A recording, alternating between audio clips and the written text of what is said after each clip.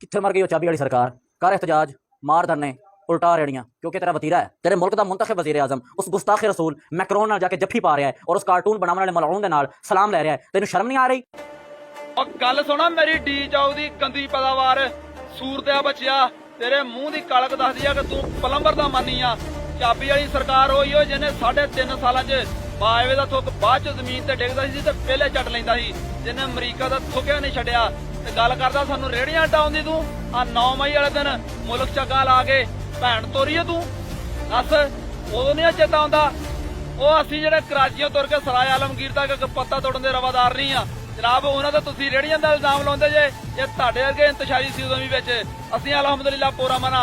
ਤੇ ਬਾਕੀ ਜਦੋਂ ਆਪਣੀ ਭੈਣ ਆਸੀਆ ਰਾਤੋਂ ਰਾਤ ਫਰਾਂਸ ਨੂੰ ਦਿੱਤੀ ਸੀ ਹਜ਼ਾਰਾਂ ਆਲਮਾਂ ਦਾ ਕ੍ਰੈਕਡਾਊਨ ਕਰਕੇ ਜੇਲੇ ਪਾ ਕੇ, ਉਦੋਂ ਨਹੀਂ ਸੀ ਇਹ ਗੁਸਤਾਖ ਨਜ਼ਰ ਆਉਂਦਾ, ਹੁਣ ਹੀ ਆਉਂਦਾ ਗੁਸਤਾਖ ਨਜ਼ਰ। ਨਾਲੇ ਤੂੰ ਰਣਜੀਤ ਸਿੰਘ ਕਾਣੇ ਦਾ ਮੁੰਡਾ ਵਾ, ਤੂੰ ਨਹੀਂ ਕਲਮਾ ਪੜਿਆ, ਤੇਰੇ ਲੀਡਰ ਨੇ ਨਹੀਂ ਪੜਿਆ। ਰਿਆਸਤ ਮਦੀਨਾ ਦਾ ਦਾਅਵੇਦਾਰ ਸੀ ਉਹ, ਕਹਿੰਦਾ ਜਨਾਬ ਮੈਂ ਤੁਹਾਨੂੰ ਲਾ ਇਲਾਹਾ ਇਲੱਲਾਹ ਦਾ ਮਤਲਬ ਦੱਸਣਾ ਵਾ। ਉਸ ਪਿਓ ਤੇ ਸਵਾਲ ਕਰ, ਇਹ ਤੇਰੇ ਪਿਓਾਂ ਨੇ ਤਾਂ ਹਰ ਵਾਰੀ ਕਾਲ ਦਿੱਤੀ। ਉਹ ਜਿਹਦੇ ਨਾਲ ਖੜਾ ਵਾ ਉਹਦੇ ਕੋਲ ਮਜ਼ਮਤੀ ਬਿਆਨ ਮੰਗ। ਤੂੰ ਸਾਡੇ ਨਾਲ ਨਹੀਂ ਖੜਾ, ਤੂੰ ਉਹਦੇ ਨਾਲ ਖੜਾ ਵਾ। ਕਲਮਾ ਉਹਨੇ ਵੀ ਪੜਿਆ ਵਾ, ਉਹ ਵੀ ਆਪਣੇ ਆਪ ਨੂੰ ਆਸ਼ਿਕ ਰਸੂਲ ਹਜ਼ੂਰ ਦਾ ਫਾਲੋਅਰ ਦੱਸਦਾ ਵਾ।